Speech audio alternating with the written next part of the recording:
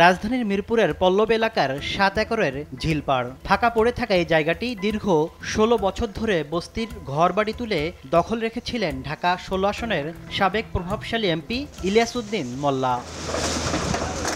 চলতি বছরের জানুয়ারিতে উচ্ছেদ অভিযান চালিয়ে জাতীয় গৃহণ কর্তৃপক্ষ প্রকৃত মালিক ঢাকা সাংবাদিক সমবায় সমিতিকে বুঝিয়ে দেয়। গ্যাসটা বা কারেন্ট পানি ইলিয়াস মোল্লা আমাদের বস্তিবাসী আইনে দিছে, আমরা নিয়ন্ত্রণ করে সবাই চলছি। জাগো লিগেল জায়গায় হেরাই পাওয়া উচিত, আমরা এতদিন ছিলাম।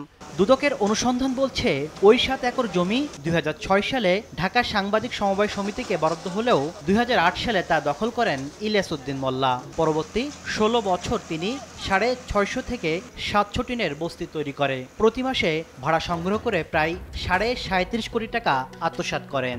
আর উচ্ছেদ না করে এই আয় ভাগাভাগিতে সহযোগিতা করেছেন জাতীয় গৃহণ কর্তৃপক্ষের ৩ কর্মকর্তা, যাদের বিরুদ্ধে সম্প্রতি দুদক মামলা করেছে।